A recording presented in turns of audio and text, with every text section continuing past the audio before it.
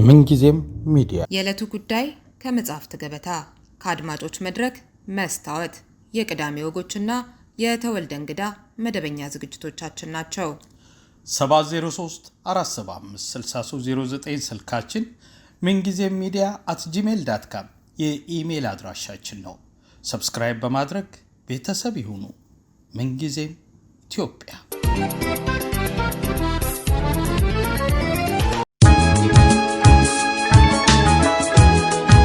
የተንሻፈፉ የዘፈን ግጥሞች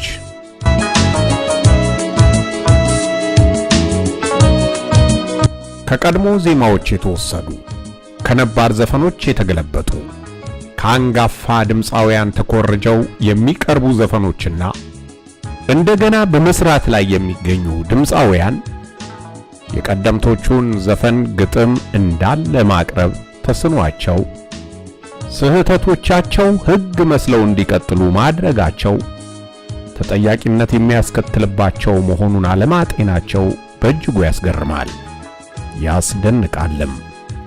በተለያዩ ጊዜያት የቀድሞ ድምፃውያንን ዘፈኖች ኮርጀውም ሆነ አሻሽለው የገለበጡ ሰዎች በዚህ መሰሉ ስህተት ውስጥ ለመዘፈቃቸው ከበቂ በላይ አስረጃዎችን መጥቀስ አይገድም። ባለፈው ስርዓት ፖስታ ቤት አካባቢ ጊዜው የሶሻሊዝም ነው የሚል መፈክር ተሰቅሎ ይታይ ነበር። ከዓመታት በኋላ የመፈክሩ ላይ መብራቶች እየተቃጠሉ ሄዱና ጊዜው ዝም ነው የሚለው ብቻ ቀርቶ እንደነበር ልብ የሚሉ ያስታውሱታል። ይሄኛው መልእክት እንኳ በጥቂቱም ትርጉም አለው። የሰዎችን ዘፈን ኮርጀው የሚያዜሙ ዘፋኞች ግጥሞችን አዛብተውና አንሻፈው በማቅረብ ከመፈክሩ ያልተናነሰ ምናልባትም የባሰ የትርጉም መዛነፍ ሲያስከትሉ ታዝቤያለሁ። በጋዜጣዎች ላይ የተወሰኑ ፊደላት ግድፈት ወይም መዛባት ከፍ ያለ የትርጉም ስህተት ሲያስከትሉ ይስተዋላል። ዘፈን ውስጥ ሲሆን ደግሞ ስህተቱ ይገናል፣ ግድፈቱም ይገዝፋል። የቀደምት ዘፈኖች ግጥም በስህተትና በግድፈት የሚያዜሙ ድምፃውያን ስህተቱን ለቀጣዩ ትውልድ ጭምር ትተው እንደሚያልፉ ሊረዱት ይገባል። ድምፃውያኑ እንጀራ የሚበሉበትን ሙያ በፍቅር የሚወዱት ከሆነ ጥንቃቄ እንዲያደርጉ ይጠበቃል። አንዳንዶቹ ካለመረዳት፣ ሌሎቹ ግንዛቤ ከማጣት፣ የተቀሩት ደግሞ ካለመጨነቅ የተነሳ የዘፈን ግጥሞችን አንሻፈውና አንጋደው ለማቅረብ እንደተገደዱ እገምታለሁ። ከነዚህ ድምፃውያን በተሻለ መልኩ በሙያው ውስጥ የሌለ ሰው ስለተዘፈነው ጉዳይ ከዘፋኙ የተሻለ ማብራሪያ የሚሰጠው ለሙያው ባደረበት ፍቅር እንጂ መተዳደሪያው ሆኖበት አይደለም። የራሴን ሙያ እኔ መግለጽ ካቃተኝ ሙያና ስራዬ ጥያቄ ውስጥ መውደቁ ግድ ይሆናል። የዘፈኑ ባለቤቶች መልእክታቸውን በትክክል ያስተላለፉባቸውን ዘፈኖች ለንግድና ለራስ ፍጆታ ከመጣደፍ የተነሳ አዛንፈው የሚያቀርቡና የሰሙትን ግጥም እንኳ መድገም የሚያቅታቸው በርካታ ድምፃውያን ናቸው። ለዚህ ስህተት የሚዳረጉት በአቅምና ብቃት ማነስ ብቻ ሳይሆን ባለማስተዋልና ለዘረፋ ከመጣደፍም ይመስላል። ሰው ያለውን መልሶ ለማስተጋባት የገደል ማሚቶ ኢኮ መሆን ብቻ ይበቃል። የሰሙትን ግጥም ማጣመምና ማበላሸት ደግሞ ከገደል ማሚቶ ማነስ ነው። ያደለው አዲስ ፈጠራ ሰርቶና ተጠቦ ለውጤት ሲያበቃ ያላደለው የተዘፈነውን መልሶ መድገም ይሳነዋል። ከጥቂት ዓመታት በፊት አንተነህ ማምዬ እና ሰለሞን ከበደ በተባሉ ድምፃውያን የተዜሙ የክቡር ዶክተር ጥላሁን ገሰሰ ዘፈኖች ውስጥ የተስተዋሉ እንከኖች ለድምፃዊውና ለሥራዎቹ ክብር ፍቅር ከመስጠት ይልቅ ለገበያና ለንግድ የነበራቸውን ጥድፊያ በጉልህ ፍንትው አድርገው የሚያሳዩ ናቸው ለማለት እደፍራለሁ።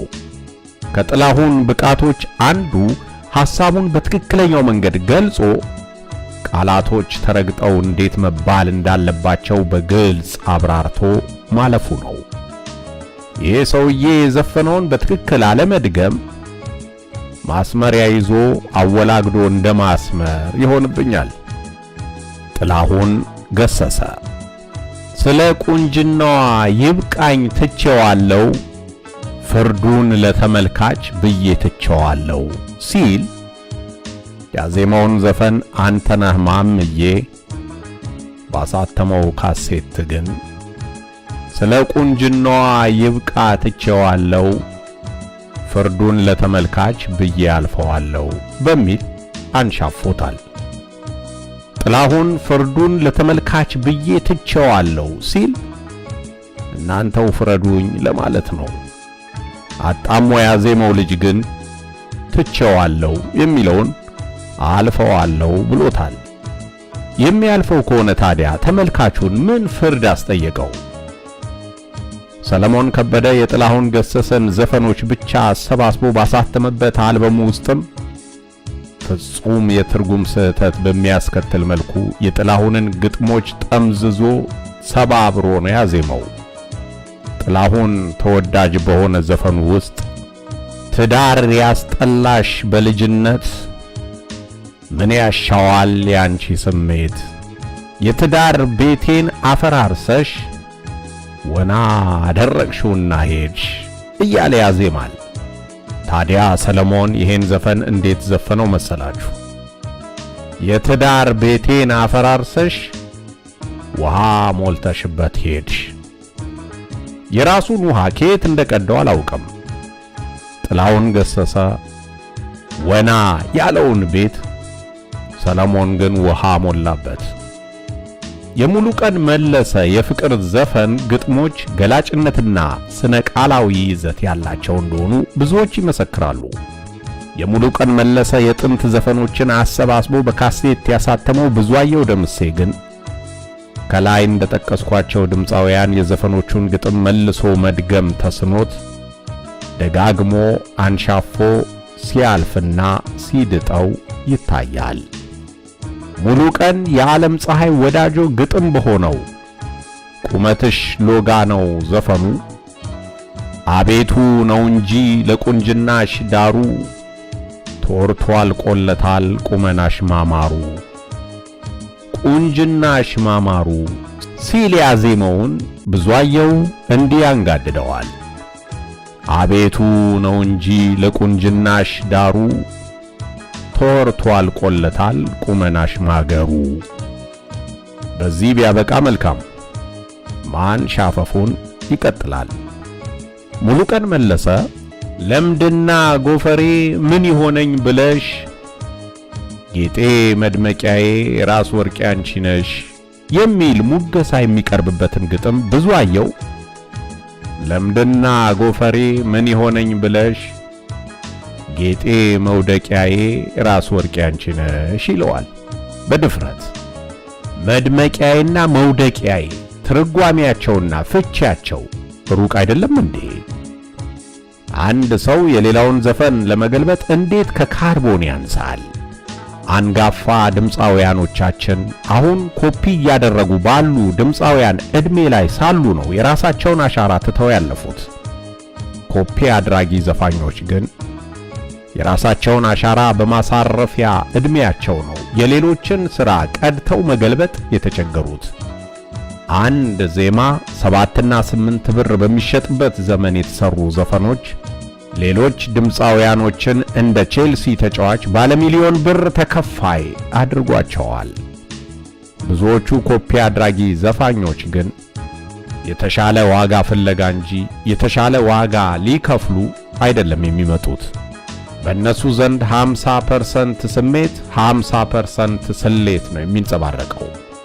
ይህ ሊለወጥ ይገባል። ወንዶች የተጫወቷቸውን ዜማዎች አንዳንዴ ሴቶች ሲዘፍኗቸው እንዲሁ የተንጋደደ ትርጉም የለሽ መልእክት ሲቀርብ እናደምጣለን። ይህ የሚሆነውም የዘፈኑ ሐሳብ በቅጡ ሳይጤን ለአቅመ ዘፈን በመብቃቱ ነው። በአንድ አጋጣሚ አንዲት ሴት ድምፃዊ መድረክ ለማሞቅ ተነስታ ያዜመችው ዘፈን እዚህ ግድም ይጠቀሳል። ድምፃዊቷ የይርጋ ዱባለን ስትሄድ ውላ የቆየ ዜማ ወደ ወንዴ ጾታ ቀይራ ስታስጨፍር ከትኩረት ማጣት ይሁን በሌላ ምክንያት አንሻፋና ትርጉመ ቢስ አድርጋ ማዜሟን አልዘነጋውም። ጋሽ ይርጋ ራሷን ተሰርታ ወረዳ ክዳኑን እንኳን የቀመሳት ያያትም አይደን በማለት በአገራችን ሴት ልጅ ብቻ የምትሰራውን የፀጉር አሰራር ይገልጻል። ያቺ ያልኳችሁ ድምፃዊት ሁሉንም ግጥሞች ወደ ወንዴ ጾታ ቀይራ ትርጉመ ቢስ ዘፈን አቀረበች። ራሱን ተሰርቶ ወረዳ ክዳኑን ብላ የሴቷን ፀጉር አሰራር ለወንዱ ሸለመችው።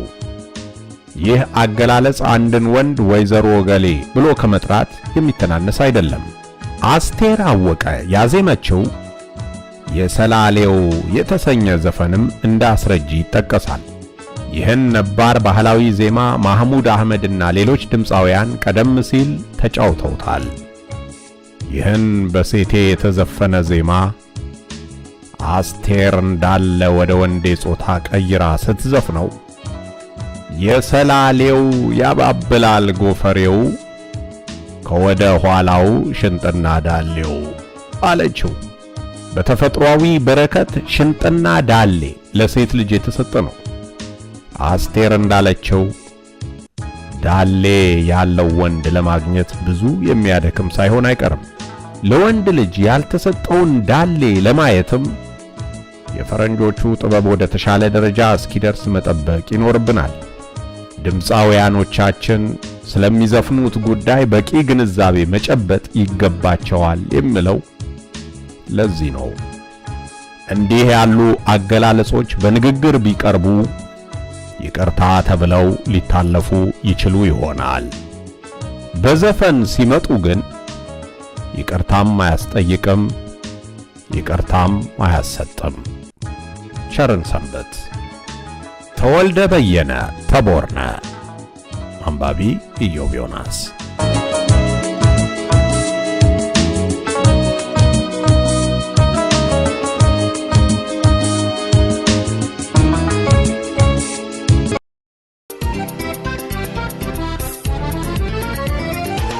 ምንጊዜም ሚዲያ የዕለቱ ጉዳይ ከመጽሐፍት ገበታ፣ ከአድማጮች መድረክ መስታወት፣ የቅዳሜ ወጎችና የተወልደ እንግዳ መደበኛ ዝግጅቶቻችን ናቸው። 703 475 6309 ስልካችን፣ ምንጊዜም ሚዲያ @gmail.com የኢሜል አድራሻችን ነው። ሰብስክራይብ በማድረግ ቤተሰብ ይሁኑ። ምንጊዜም ኢትዮጵያ።